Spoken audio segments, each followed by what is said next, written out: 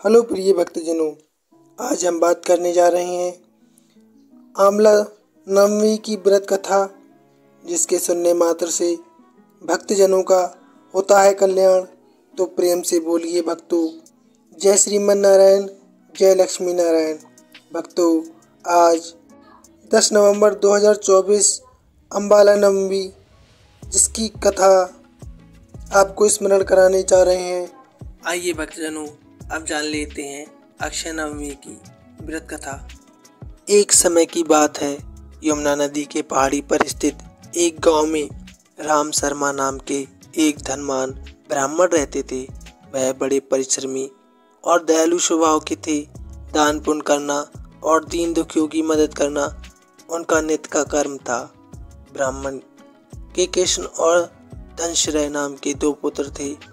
ब्राह्मण अब बूढ़े हो गए थे, इसलिए गृहस्थी का कार्य सौंप वह वन में तपस्या करने चले गए। वन में कुछ समय रहने के बाद उनकी मृत्यु हो गई।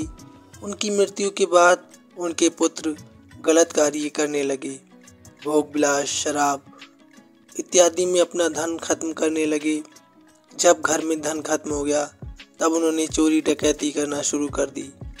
एक दिन रात में वह दोनों किसी घर में चोरी कर रहे थे कि राजा के सिपाहियों ने उन्हें पकड़ लिया। सिपाही ने उन्हें राजा के पास ले जाकर दंड स्वरूप उन दोनों को देश से निकाला कर दिया। राज से निकाल देने पर वे दोनों वन में रहने लगे, लेकिन दुर्भाग्यवश एक दिन एक सिंह ने उन दोनों को मार डाला। मरने के बाद दोनों यमलोक पहुंचे, जहां उनके कर्मों का फल मिलना था। पूरा लेखा जोखा करने के बाद चित्रगुप्त ने कृष्ण को नरक में डालने और धनश्रय को स्वर्ग ले जाने का आदेश दिया।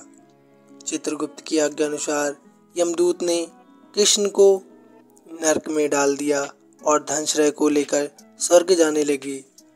इस बात को देखकर धनश्रय को बड़ा आश्चर्य हुआ।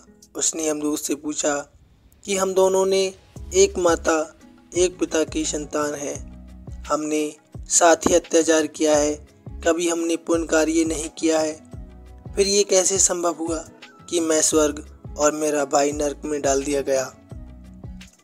यमदूत ने उत्तर दिया, हे धनश्रय, रिश्ते नाते केवल जन्मों के साथी होते हैं, कर्म के नहीं। तुम्हारे कर्मों से तुम एक पुण्य आत्मा हो, इसलिए स्वर्ग जा रहे हो। एक समय की बात है, तुम कार्तिक माह में अपने आश्चर्य के साथ उनके वस्त्र और अन्य सामानों को लेकर यमुना तट पर गए थे। वहां तुमने आश्चर्य की आज्ञा से शुक्ल पक्ष की नवमी, दशमी और एकादशी तिथि में नदी में स्नान किया था और सभी आवश्यक नियमों का पालन किया था। उसी के पुण्य प्रताप से आपको अक्षय स्वर्ग का फल प्राप्त हुआ है। उधर तुम्हारे भाई ने कोई ऐसा कार्य नहीं किया है जिससे उसे स्वर्ग मिले, इसलिए उसे नरक में ही सड़ना होगा। ये सुनकर धनश्रय को बड़ा दुख हुआ और उसने यमदूत से पूछा, अपने भाई की मुक्ति का मुझे कोई मार्ग बताइए।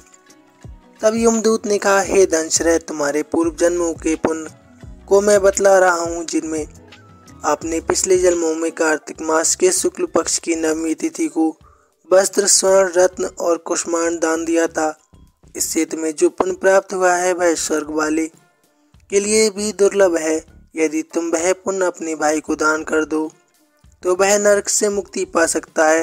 ये सुनकर धनश्रय ने अपने पूर्व जन्म का पुण्य अपने भाई को दान कर दिया।